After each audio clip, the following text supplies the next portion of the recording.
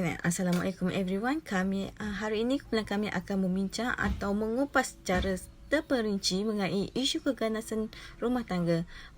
Jom kita saksikan. Kita start dengan pembincangan kita dengan topik yang pertama, iaitu punca berlakunya keganasan rumah tangga. Topik ini akan mengupaskan punca-punca berlakunya keganasan rumah tangga. Assalamualaikum warahmatullahi wabarakatuh. Saya Nur Alisa Atira binti Ibrahim ingin membentangkan isu keganasan rumah tangga berpunca daripada masalah kewangan. Kewangan merupakan antara keperluan penting yang perlu disediakan oleh pihak suami dalam sesebuah rumah tangga. Namun, pengurusan kewangan yang lemah oleh pasangan memberikan impak negatif terhadap mangsa, iaitu golongan isteri serta anak-anak. Menerusi tingkah laku penderaan emosi, fizikal, seksual, psikologi serta sosial. Keadaan ekonomi sekarang yang semakin meruncing pada masa ini, kesan daripada penularan COVID-19 menyebabkan ramai pekerja dari sektor swasta dan sektor kerajaan hilang punca pendapatan. Dengan keadaan ekonomi negara berikut menyebabkan ketua keluarga sukar mencari kerja untuk meneruskan kehidupan mereka. Oleh yang demikian, tekanan hidup yang dihadapi oleh segelintir individu dikatakan menjadi punca kes keganasan rumah tangga berlaku. Tekanan untuk meneruskan kehidupan yang semakin mencabar individu seperti menghadapi masalah kewangan menjadi sebab individu terbabit tidak mampu mengawal diri mereka daripada bertindak ganas. Seterusnya, masalah kewangan ini juga menjadi penyumbang kepada tekanan diri pasangan hingga tercetusnya keganasan rumah tangga. Hal ini kerana ia merupakan salah satu keperluan penting untuk menjalani kehidupan.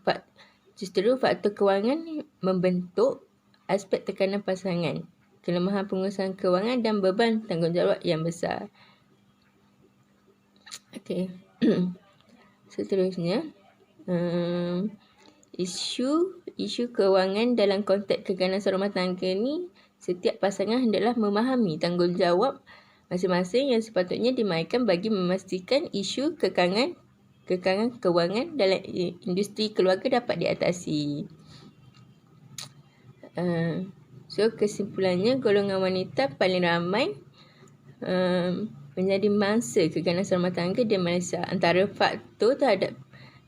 faktor penyumbang terhadap masalah ini adalah kewangan yang dilihat memberikan tekanan emosi terhadap golongan suami. Ia sesungguhnya membawa kepada tindakan luar kawalan hingga tercetusnya pelbagai bentuk penderaan terhadap isteri serta anak-anak mereka. Hai, selamat sejahtera. Nama saya Chong Sao Shen. Saya akan membentangkan satu daripada faktor-faktor berlakunya keganasan rumah tangga, iaitu ketiadaan ilmu dan kesedaran tentang cara untuk menguruskan konflik dan emosi. Penderaan dan keganasan rumah tangga bukan hanya tertakluk kepada penderaan fizikal sahaja, juga adanya kata-kata yang dapat menyakitkan hati, kemarahan dan maki hamun sebenarnya memberi impak secara terus kepada manusia. Individu yang mempunyai kecelaruan personaliti mengambil alkohol dan dadah turut berpotensi untuk melakukan keganasan rumah tangga terhadap pasangannya. Falsafah psikologi memainkan peranan penting dalam kehidupan manusia kerana kita dapat menentukan minda dan sistem badan seseorang itu berfungsi dan membantu individu dalam membuat sesuatu keputusan. Hai, Assalamualaikum. Nama saya Nurul Huda binti Azizan, nombor matrik A20A1868. Untuk isu keganasan rumah tangga ini, puncanya ialah disebabkan oleh kelanggaran pegangan agama dan diri seseorang. Ini berkait dengan falsafah metafizik disebabkan oleh berkonsepkan ketahanan.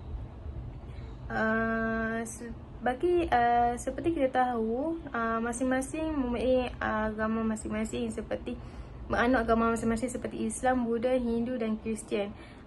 Bagi mereka yang kelonggaran pegangan agama ini boleh menyebabkan mereka terjerumus untuk melakukan kesalahan.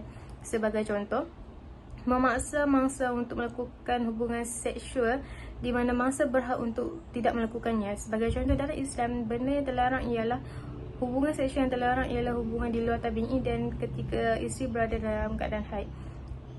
Oleh itu, bagi suami yang memahami tentang agama tidak akan melakukannya kerana mereka tahu benda itu tak boleh dilakukan oleh Islam. Oleh itu, sebagai kesimpulannya, agama mengajar manusia tentang nilai-nilai moral sebagai hasil pemikiran kepada manusia untuk menilai yang mana baik yang mana buruk. Terima kasih. Seterusnya kita akan sambung dengan topik kesan daripada berlakunya isu keganasan rumah tangga ini. Mari kita proceed. Keganasan rumah tangga bukan sahaja memberi punca seperti masalah kewangan, malah juga memberi kesan psikologi dan fisiologi kepada bangsa. Berdasarkan komponen falsafah, iaitu falsafah psikologi, sebagai contoh, keganasan berlaku secara mendatar disebabkan suami tidak dapat mengawal kemarahannya. Isteri pula tidak akan melawan, sebaliknya isteri akan membedah rasa dan menangis. Keadaan ini akan menyebabkan isteri mengalami tekanan psikologi yang keterlaluan. Selamat sejahtera. Kesan keganasan rumah tangga saya adalah kesan penceraian. Komponen falsafah yang telah saya kait adalah aksiologi yang berceritakan nilai murni. Nilai murni yang telah saya kait dalam kesan saya adalah kasih sayang. Penceraian berlaku, pihak yang paling rugi adalah anak-anak. Ini akan menyebabkan mereka kehilangan kasih sayang daripada ibu bapa, serta akan menyebabkan mereka mengalami tekanan emosi dan mental. Ibu bapa juga adalah guru pertama kepada anak-anak. Oleh itu, anak-anak akan mengulangi apa yang dipelajari daripada ibu bapa apabila mereka dewasa untuk meluahkan perasaan mereka. Kes-kes yang akan dilakukan oleh mereka seperti keganasan rumah tangga, membuli orang, menagih darah dan sebagainya. Ini akan menyebabkan kes jenayah meningkat. Keganasan rumah tangga dapat dikaitkan dengan falsafah psikologi di mana ketidakstabilan minda dan juga tingkah laku suami dalam keluarga. Ketidakstabilan minda dan tingkah laku suami ini menyebabkan mereka kehilangan kesabaran mereka dan juga mereka terpaksa melepaskan kegeraman atau kemarahan mereka terhadap keluarga mereka. Oleh tambahan lagi, pada masa COVID sekarang, pandemik COVID sekarang, ramai orang kehilangan pekerjaan mereka. Jadi keganasan rumah tangga ini akan meningkat. Oleh itu, keganasan rumah tangga ini perlu diatasi kerana ia mengancam mangsa tersebut dari sudut mental dan fizikal yang menyebabkan perasaan mereka tertekan. Selesai sudah kita membincangkan punca dan kesan, seterusnya mesti kita akan membincangkan cara mengatasi isu keganasan rumah tangga ini. Jom kita saksikan panel-panel kita seterusnya untuk membincangkan isu ini. Seterusnya, falsafah yang boleh diterapkan dalam isu cara mengatasi keganasan rumah tangga melalui prinsip rukun negara yang keempat, iaitu kedaulatan undang-undang. Hal ini dikatakan demikian kerana kedaulatan undang-undang ialah satu prinsip sebagai semakan kepada badan kehakiman dan memastikan undang-undang dilaksanakan secara adil dan saksama. Konsep ini merupakan satu pelaksanaan undang-undang. Sesiapa pun tidak boleh mengatasi dan melanggar, tak kira seorang itu kaya atau miskin. Semua lapisan masyarakat mana-mana pun kena menerima hukuman yang sama jika melakukan kesalahan. Contohnya, kerajaan membuat pindaan Undang-Undang Akta Keganasan Rumah Tangga 1994, pindaan 2012 Akta E414 dan berkuat kuasa pada 20 Februari 2012. Assalamualaikum, saya Syahdatina Afifah akan beritahu tentang langkah-langkah untuk mengatasi masalah keganasan dalam rumah tangga. Antara langkah tersebut ialah masyarakat sekeliling, contohnya jiran terdekat atau ahli keluarga, sentiasa prihatin akan kebajikan tetangga, iaitu segera melaporkan kes keganasan dalam rumah tangga kepada pihak berkuasa. Hal ini kerana masa yang didera oleh suaminya tidak dapat membuat laporan tersebut kerana takut dengan ugutan suaminya. Selain itu, masyarakat juga mestilah mengadakan kempen-kempen kesedaran untuk menyedari pendera-pendera yang sering melakukan kes keganasan dalam rumah tangga.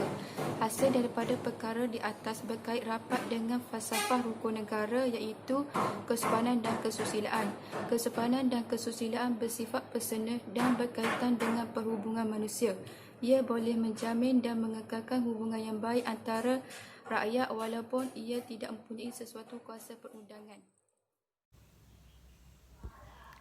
Okey, akhir sekali melalui peranan mangsa atau diri sendiri, kita boleh mendapatkan IPO atau dikenali sebagai Interim Protection Order yang merupakan sebuah arahan daripada pihak mahkamah untuk melindungi mangsa daripada didera oleh pasangan. Selain itu, kita juga boleh mengunjungi hospital dan mencari OCC atau One Stop Crisis Center di bahagian trauma dan kecemasan. OCC ini akan membantu anda untuk mendapatkan bantuan seperti IPO. Untuk makluman, OCC ini tidak mengenakan sebarang bayaran yuran. Oleh itu, kita boleh mendapatkan sebarang pertolongan yang diperlukan dan pihak hospital akan membantu kita. Sekian saja. Terima kasih.